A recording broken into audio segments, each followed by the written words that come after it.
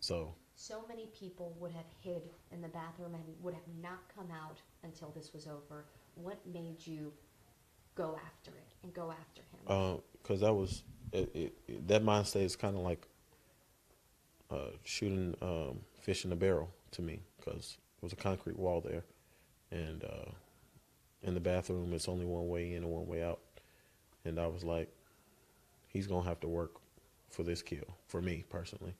So I just got a head full of steam and I ran through the door and it worked out like I wanted it to.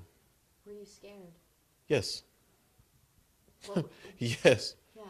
I mean, did you think about it before, or you just said, are you committed to the decision and said, this is what I'm going for? Yes. Thought about it and I was like, either way, if I stay here and he reloads, he's going to shoot through the door and get me. But if I run through that door as fast as I can and maybe I can knock him over or hit him or do something, then I feel like I have a chance. So. Do you have any kind of training, or it just kicked in fight? No, not any training. It's just like I said. What's it? A survival of the fittest type thing. I really want to live. I have a 4-year-old daughter. So that came to mind probably after the fact of that. The only thing that was on my mind at that time literally was save yourself and get the gun away from him. So that's what. Have you been reunited with your daughter yet? Not yet. She's in Chicago. She's actually waiting to see her baby cousin get born, and then she'll be back here on Monday. And I can't wait to hug on her and love on her because that was something. What do you have to say to the people who might have also been in that Waffle House with you? I hope everybody comes out unscathed. I'm sorry for the people that I'm sorry for the people that lost their life. I truly am. I'm no superhero. There's no way I could have known that guy was a killer or he was whatever was going on through his mind to bring him to that impasse to come in there and kill random people, or hopefully they were random people, depending on how you're looking at it. But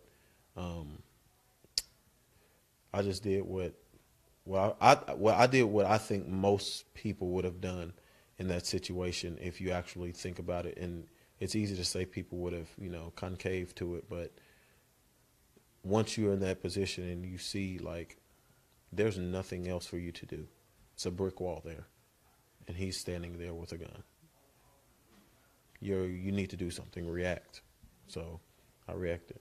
You've been in the hospital today. You've been to church too. Mm-hmm. A lot of people may have skipped the church part to come home and to relax, but you were with your family today, going Mm-hmm. to church. Mm-hmm. Why did you feel compelled to go?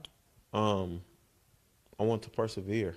I wasn't going to get anything out of just sitting here and, soaking in. There's going to be time for that. I'm going to have time to grieve for that. But right now, I just needed to hear testimonies. I needed to hear different people. My fraternity actually came out and supported me, and, they came out and saw me. And that was a big, like, open arms hug for me of support. So it helped out a lot actually going to church. It actually helped me.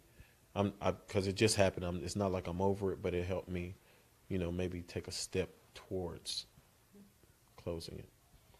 That leads to my next question. How do you begin to process what happened this morning? And what does that process look like for you? Honestly, I'm a seek some professional help because this is not a normal by any means. I don't think it's a normal. This is not a normal moment in your life. Like most people can't. Yeah, I stopped a shooter from killing all these people. That's not really like a normal thing. Like I have an Instagram and people are like calling me a superhero.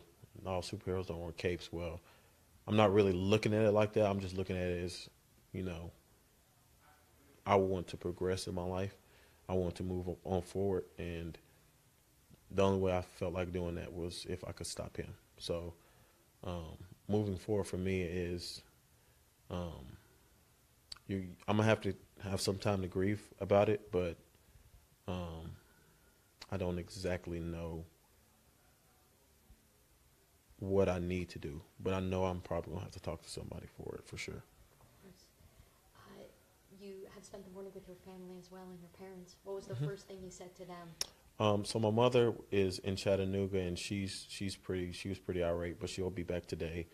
My father, he was pretty, fatherly, stone cold, tough, until we got to church, and he kind of started weeping.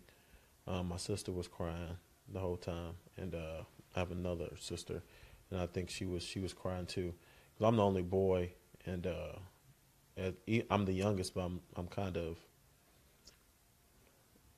I don't want to say, do I want to say more of the, I guess if you're the only boy, you get to do, like, have more chores, and you're looked upon as you need to do more type thing.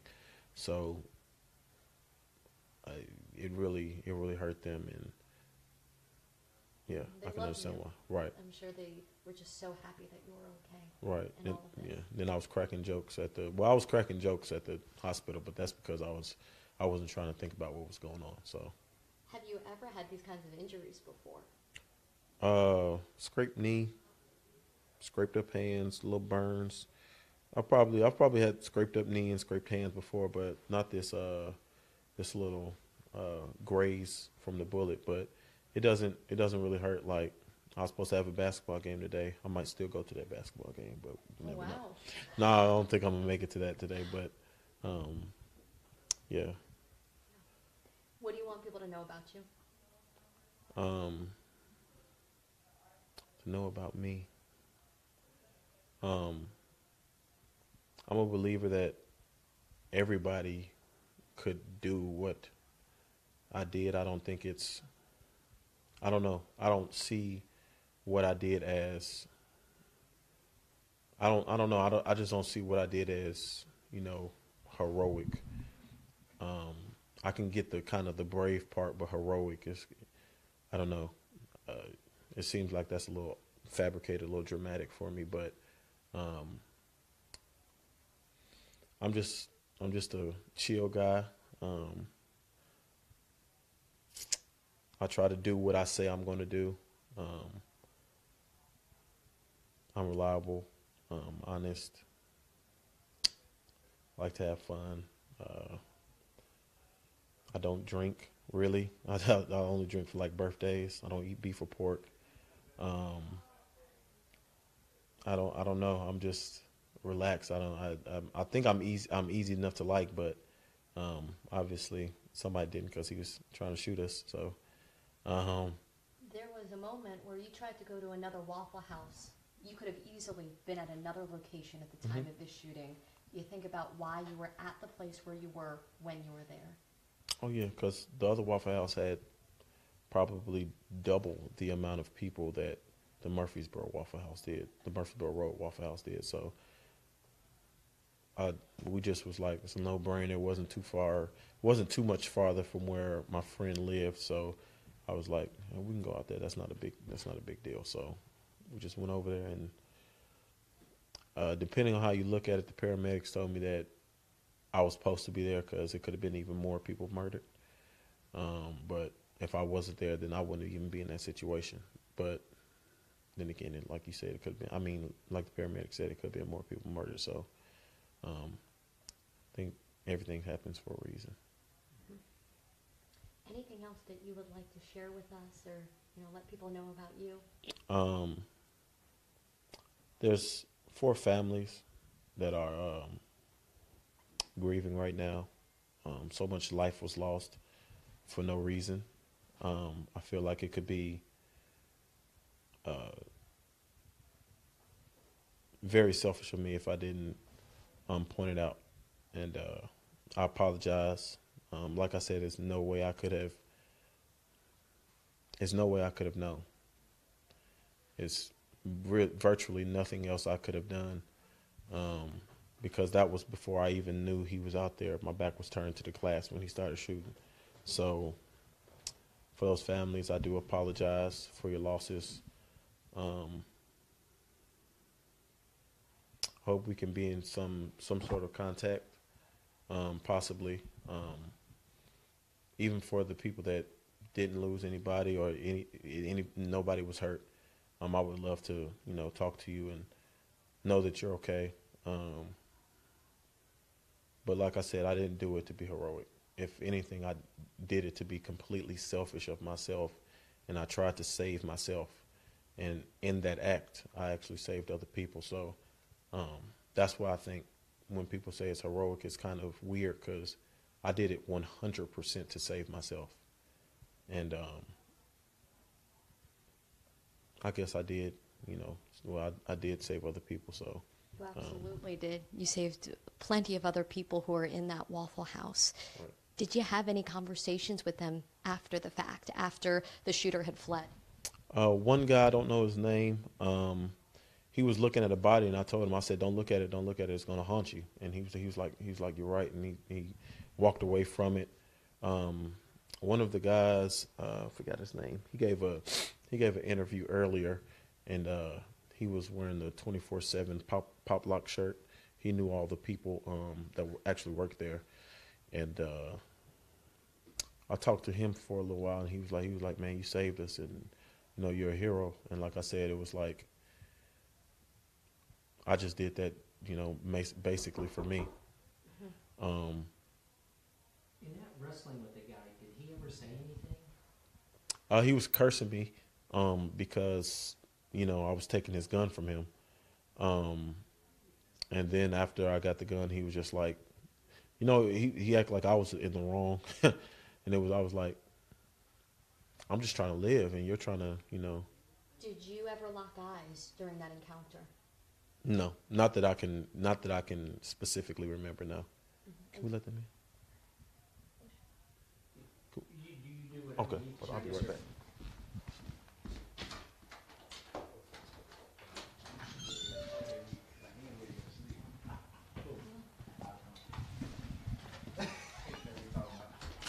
Hello, how are you? They can go through the kitchen, y'all. Yeah, we were just talking to your friend. These are my frat brothers. If y'all need the exclusive on Blue House, just let me know. I wish you was there, not me. I'd let you have all of this. That was not fun. Oh man, it looks like you're bleeding too, still. Oh, Your knuckles. it's not consistent bleeding. It's just, I guess, I don't know if that's glass or what, but this is where the burn mark was from where I grabbed the barrel from the tip and threw it.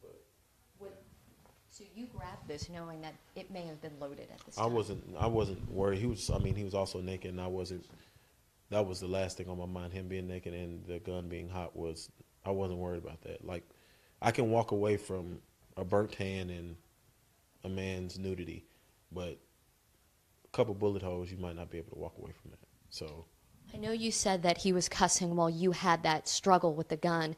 Did you say anything to him while this was happening? no, I was just trying to get the gun. That's a blur, because it was instantly door, hit him with the door, scuffle, maybe a couple punches in there, and then take it, and then get it, and then throw it over the countertop. While all of this was going on, you were focused on this. What was happening inside of the restaurant? Were people running, screaming? What could you gather from that scene? So when he first started shooting, another reason I knew why they were shooting, because I saw the workers, I saw their eyes, and they scattered both ways, and that's when I was like, "What's going on?" And I looked back and I saw the guy on the ground, and then that's when I kind of dove towards the bathroom. It was screaming, of course. It was just chaos in there. It's like utter chaos. Like, Have you thought about what would compel somebody to do something as horrific as this? no, I don't really want to put myself in that kind of mind state. It seems just like destruction and evil. Like, I'm pretty sure he doesn't know any of these people, and for you to, take so much life that you don't know, like, Those are people's, sisters, aunties, brothers, cousins, whatever it may be. But for you just to, whatever his outlet that he didn't have to vent, and for him to implode upon himself to kill all those people, I don't really want to think about that, because that's maddening to me. What do you think about the fact that this man is still on the run and police are trying to get him?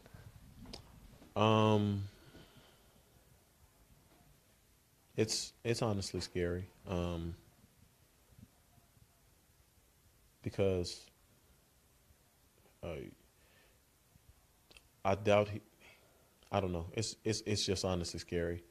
I don't think he's looking at the news right now, but he probably could be looking at the news right now. And, my picture is, fortunately or unfortunately, however you want to look at it, plastered across 1 million media outlets right now. And it's a little unsettling, honestly. Well, I know that police know exactly what you did, and they are hailing you as a hero as well. Okay. Have you done a lot of interviews with police at this point? Were you brought in for questioning? Originally, right afterwards, I was, and then I'm actually supposed to go to the precinct out in Antioch, out in Antioch, and do another interview. Well, I know that you've been so generous with your time here, and I know you got to get going. Mm-hmm. Kevin, is there anything else? Just, if I can go back, after the wrestling match, I thought I heard you say you took him outside. Can you tell me, you guys bear hug, a headlock, or something? I'm not. It's real vague. Like I said, it's just like I got the gun away, and then I think I was trying to get outside, and then he was in the middle of the door, and then I was like, "You're still in the way, so you have to come with me." So, pretty much I needed him out the way. So I don't know if I picked him up and just slung him with me out the door, but I knew I needed to get out the door. Did it ever cross your mind this could be the difference, this one moment could be the difference between life or death for you? Yes. Yes. When I saw him point the barrel down at the ground, and when I saw him point the barrel down at the ground, I was like, this is it here. This is all you have, because if he reloads or if he unstops breaks the jam that whatever he was doing, all he's going to do is shoot through the door. And I mean, it was a assault rifle, so I'm pretty sure it's going to go through that door. So. Anything else that you would like to share with us or let the people of Nashville know? I hope we can bring violence in all facets, not just gun violence, but all facets of violence to an end. Killing is not the answer. It's just wrong, and it's like a life is very important, and when a life is gone, it's nothing you can do to get it back. So I think violence needs to stop in all facets, and yeah. James, thank you so much for letting us in, for sharing so much of your time on an already insanely crazy day. It was so nice to meet you. It's an honor. Thank you for what you did. You know, everybody was grateful for that. Yes, could I just get 2 more minutes as you maybe hang with your frat brothers, as you just hang out for a few minutes trying to recover, and then we'll be done. As soon as you want to kick us out, we'll be. Okay. All right. Let me see what this says. Hello, sir. Hey, how are you? Doing all right? Yes, sir. Yes, sir. I didn't want to knock. Oh, no, you're fine. Thank you so much.